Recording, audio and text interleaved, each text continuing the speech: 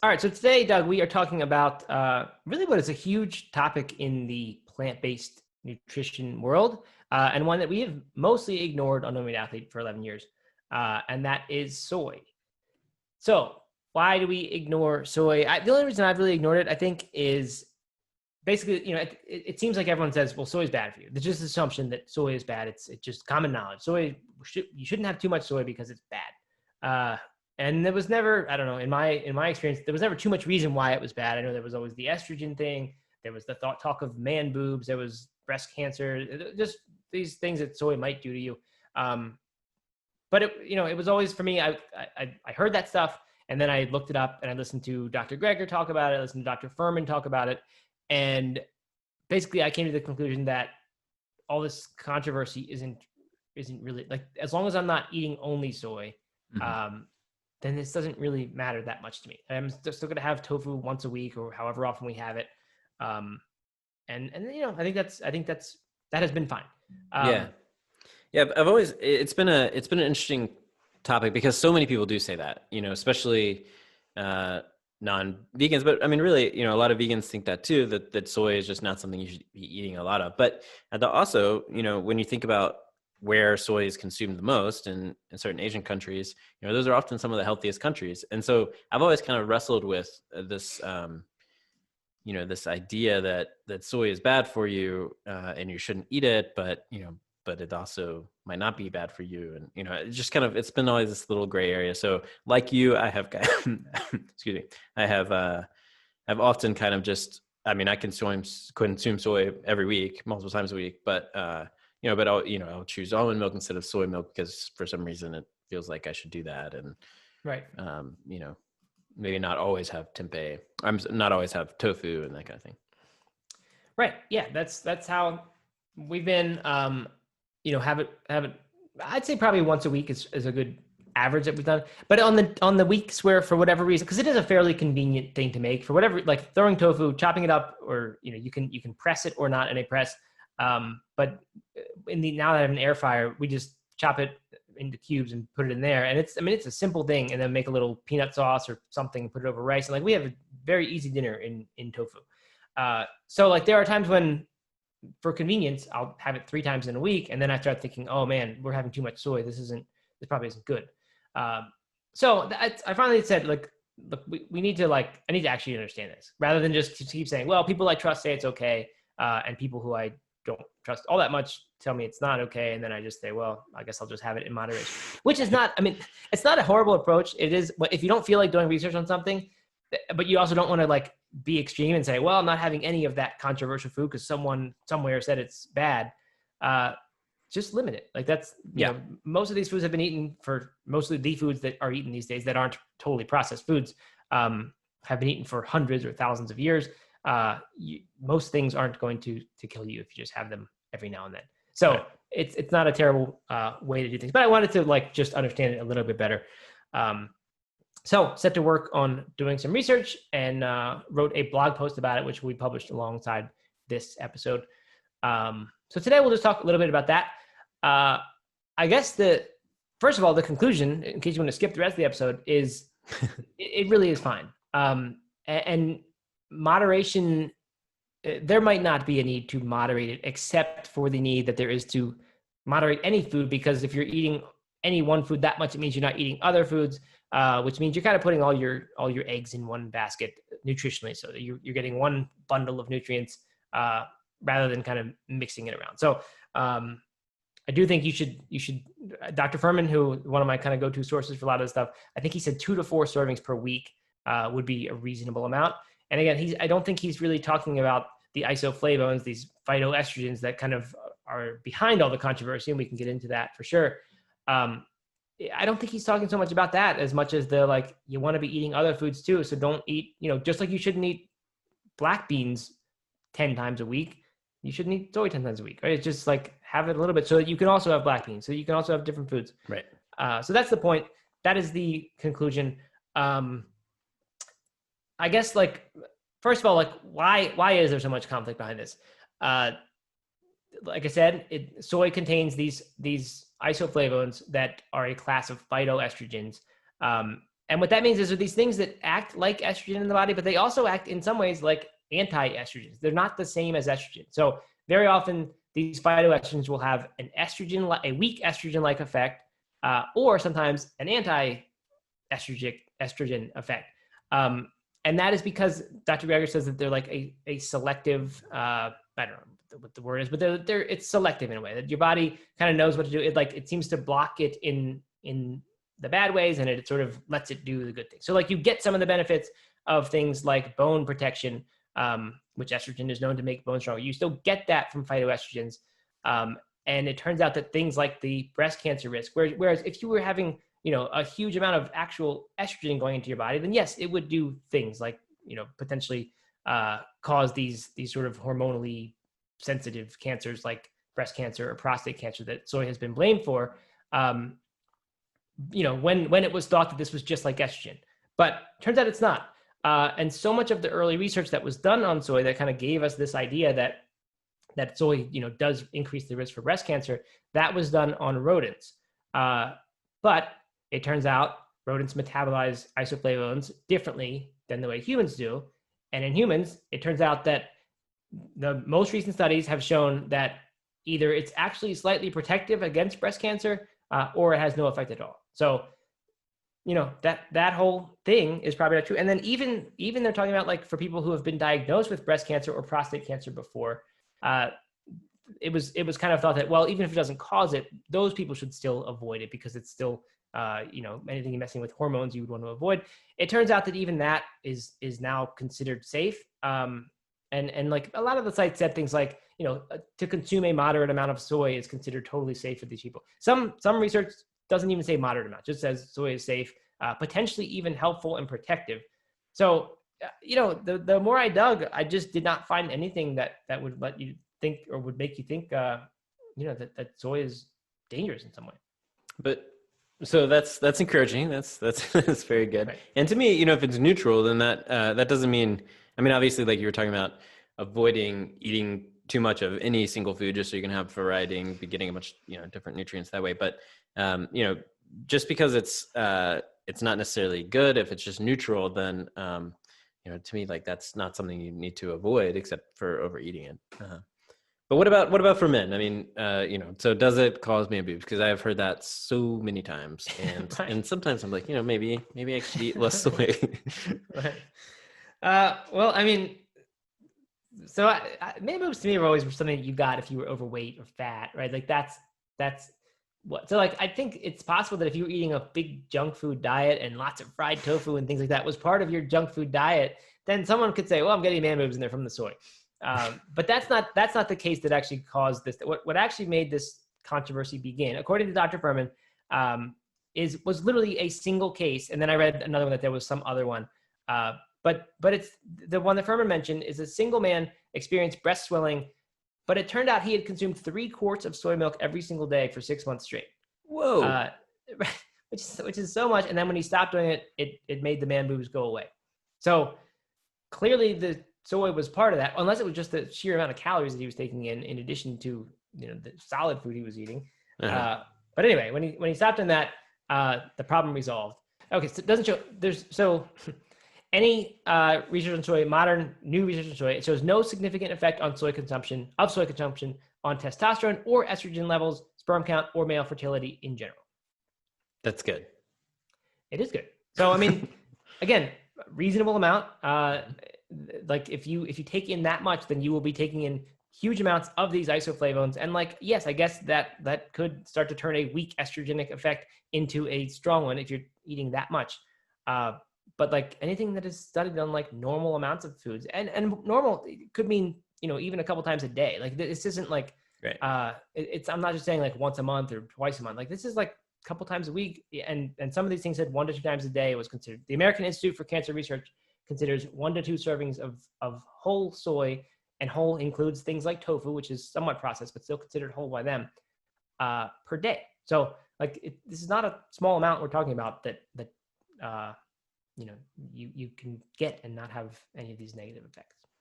So we talk, we talk a lot about on the podcast, beans and the nutrient profile beans and how they're good for you. They're one of Gregor's G bombs. They're one of your Furman's G bombs. One of Gregor's your Daily Dozen.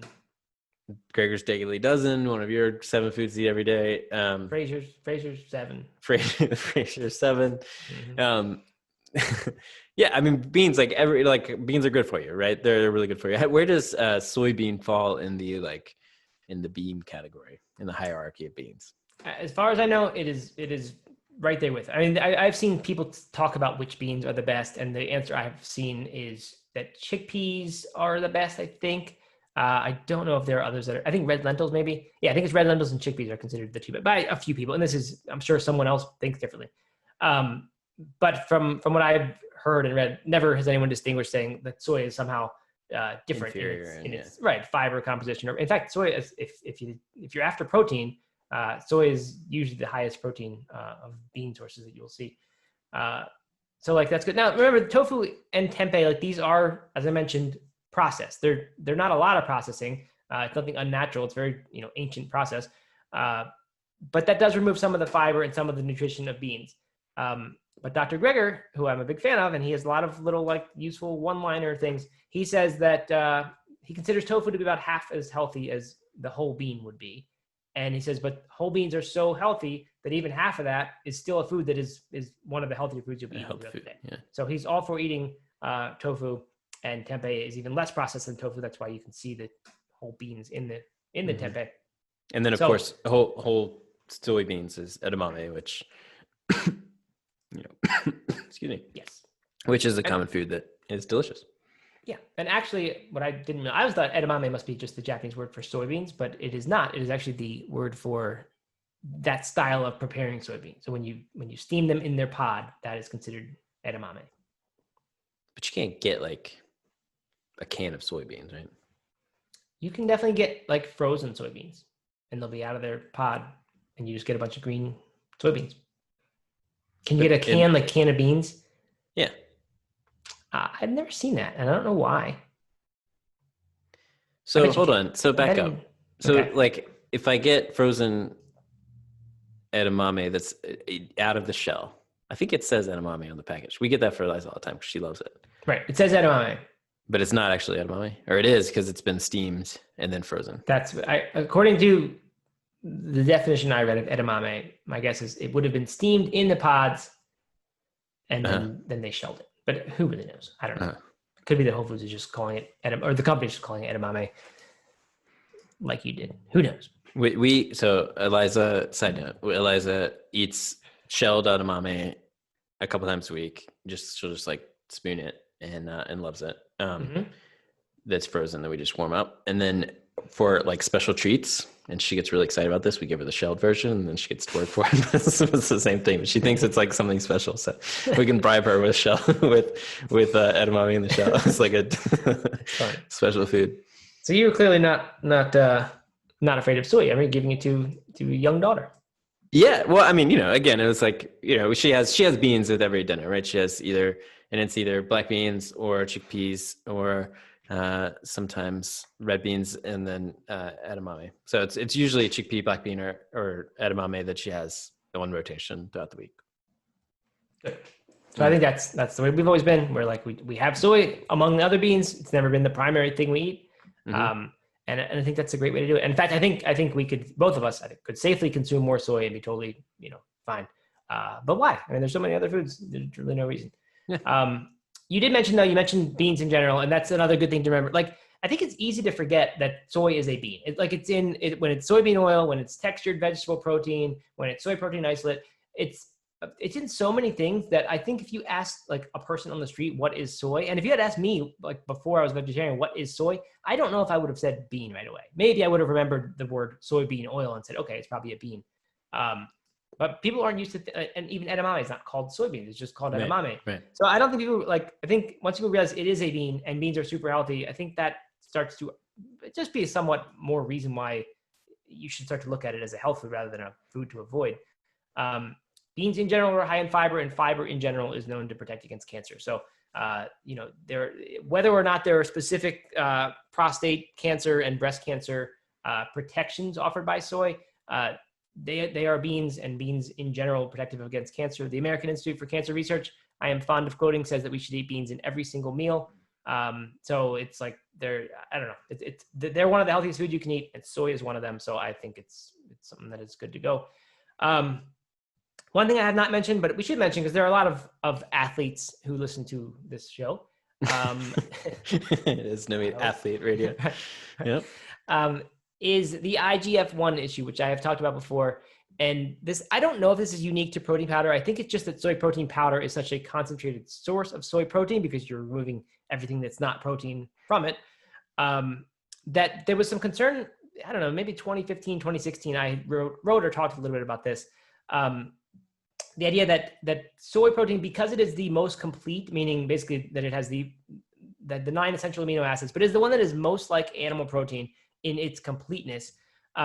There was concern that it would have these, and a lot of people don't know this, but like complete protein, animal protein especially, is linked to elevated levels of IGF-1, which is a hormone called insulin-like growth factor 1, and it is a hormone that causes growth.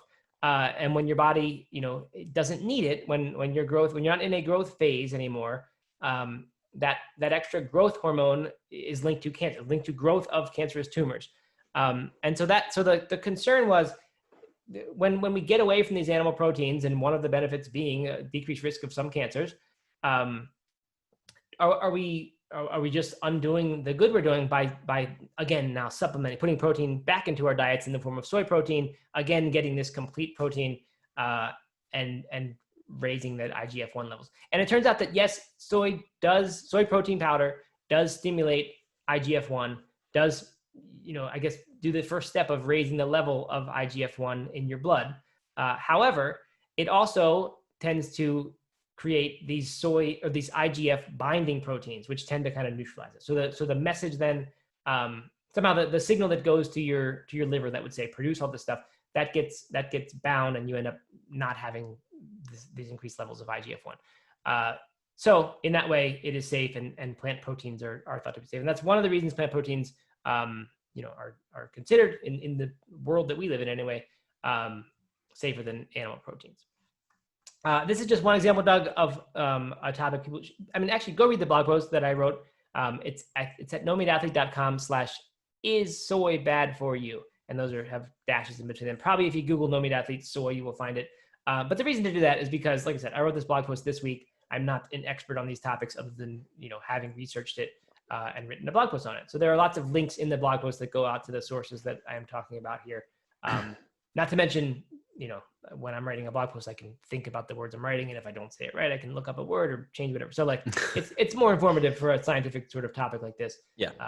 Usually, No Meat Athlete Radio, we stick to the non-scientific, which I think is a nice way of saying it.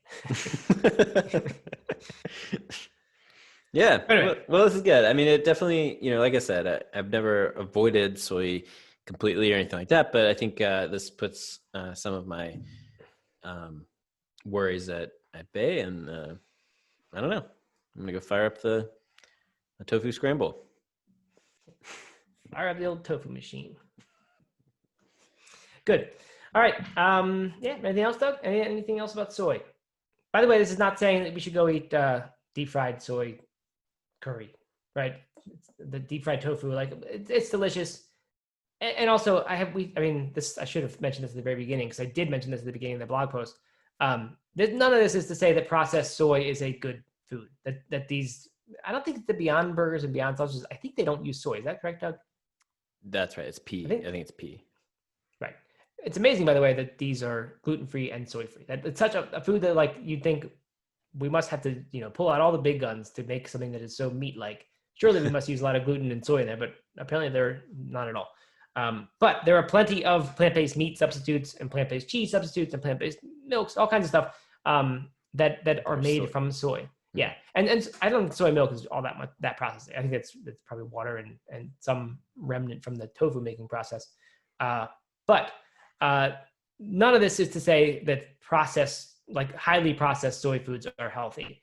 But I guess the catch here is, like, the reason they're not healthy isn't that they're soy, because it turns out that people think that they assume that, like, well, this estrogenic, like, effects, that must be much greater in the processed forms of soy. And it turns out they're actually not. In many of these processed forms of soy, you get like an 80 or 90% reduction in the isoflavones just because the processing removes them. So there's nothing about the processing that makes that activity worse. And in fact, it makes it better, but it's not even talk about better because it's not even really dangerous.